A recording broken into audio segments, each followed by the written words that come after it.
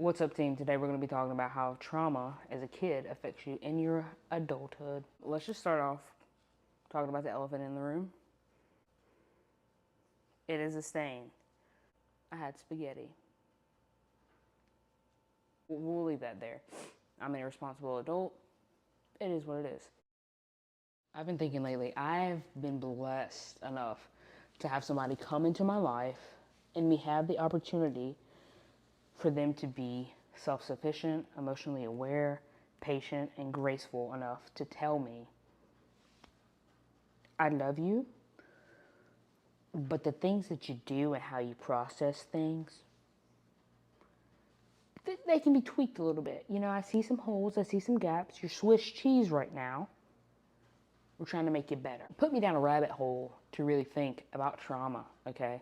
What I've been through as a kid and how it affects me in my adult life now. What is psychological trauma? It is mental damage caused by a distressing event that then affects one's ability to cope or express the emotions that were involved in said traumatic event. Okay, now that we're there, we're going to talk about science. And I just want to reiterate and clarify, I'm not a scientist, okay? I am just one broken person trying to become healed, trying to become unbroken, trying to understand and process the emotions that I was not able to do as a child, okay? This is mostly me telling you my experience and trying to go into the attic, take down the big old box that says trauma on the front of it, and to unpack everything to help me realize why I am the human being that I am today. I think that's very important. Self-reflection. Let's get it.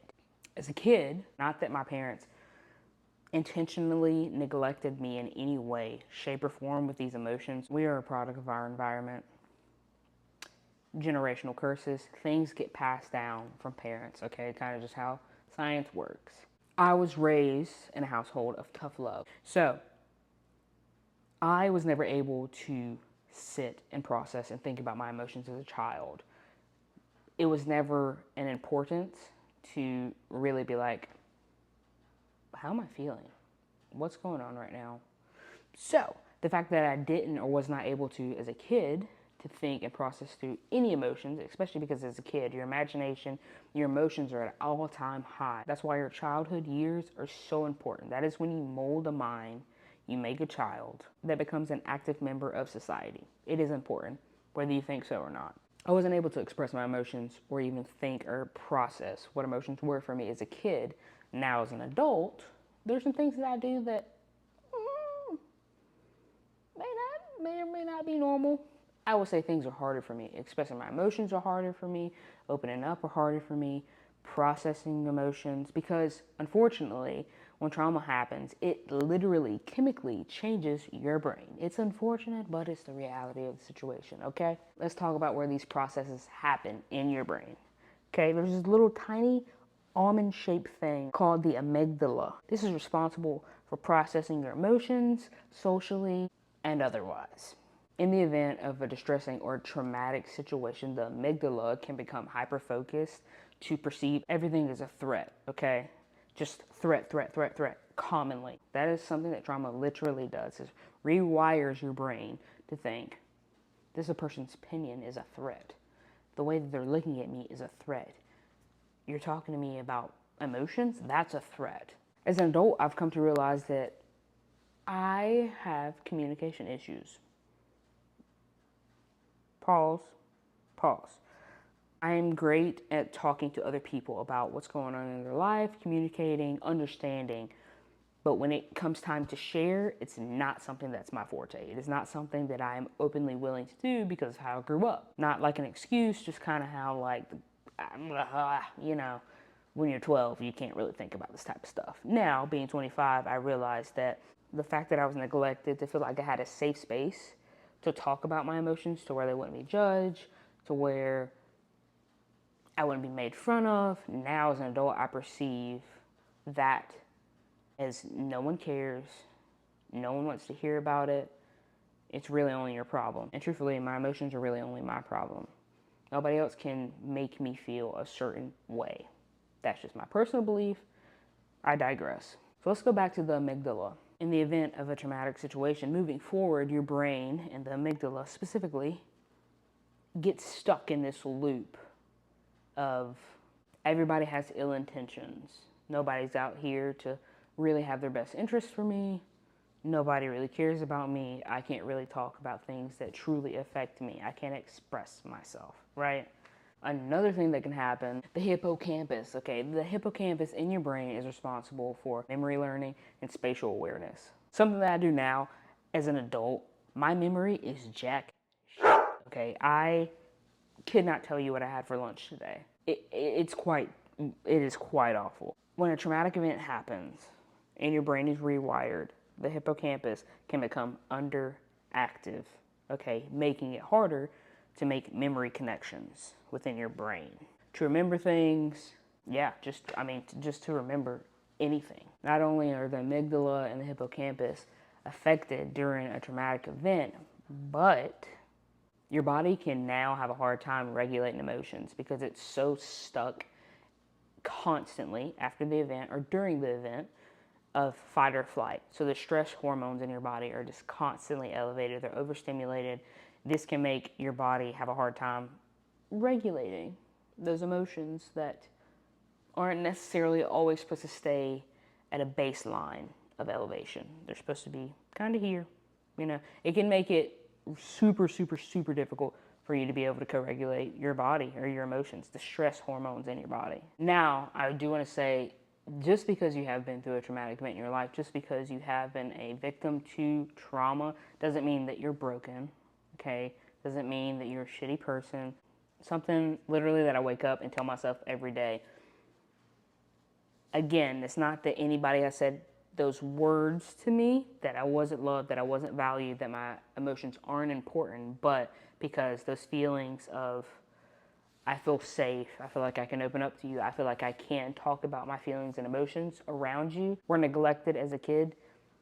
As an adult, they just kind of don't exist. So, something that I do actively every morning, I wake up and I'm like, I am worthy.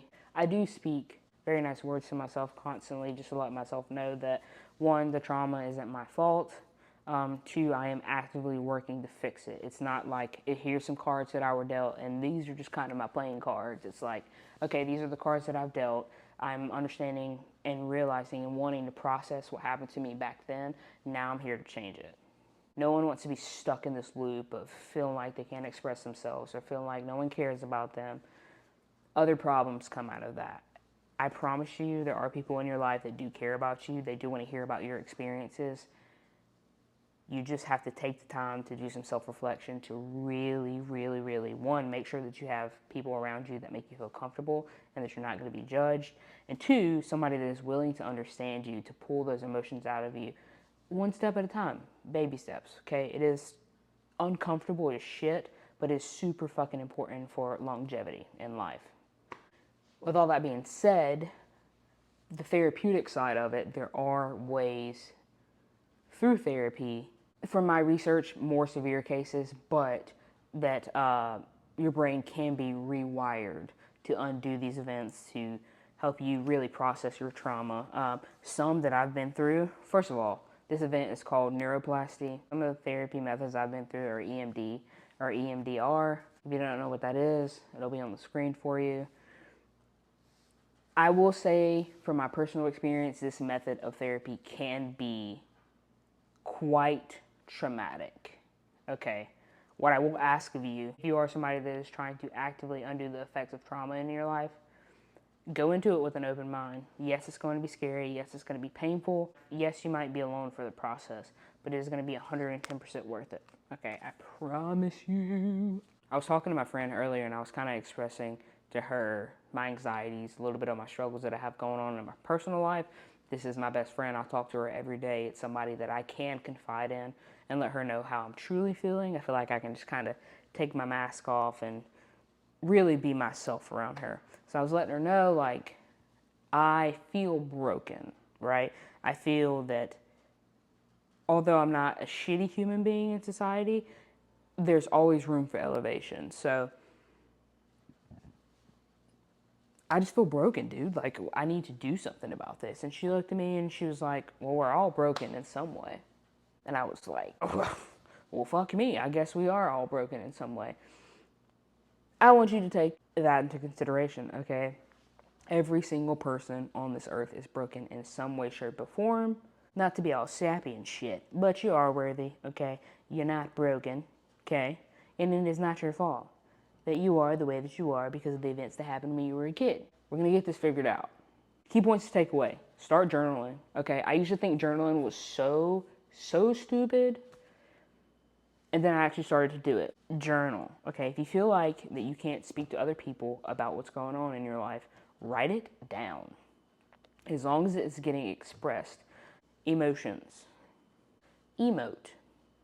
Okay, follow me. Emote means what? Outward presenting. I'm not a scientist, I'm just saying. To emote something that you're feeling, that's an emotion. As long as those emotions are being expressed in some way, shape, or form, we're moving one step closer. Okay, write them down in a journal. Talk to your dog or your cat about it, or your goldfish. I don't know. Maybe you have an axolotl at home. If you do, love them very much. Axolotls are so cute. Thank you guys so much for watching. If you liked the video, give it a thumbs up. If you didn't, give it a thumbs down. But let me know in the comments something that I can do to change or better myself for your entertainment, okay? I'm here for you. I'm a people's woman. I love you so much, and I'll see you in the next one.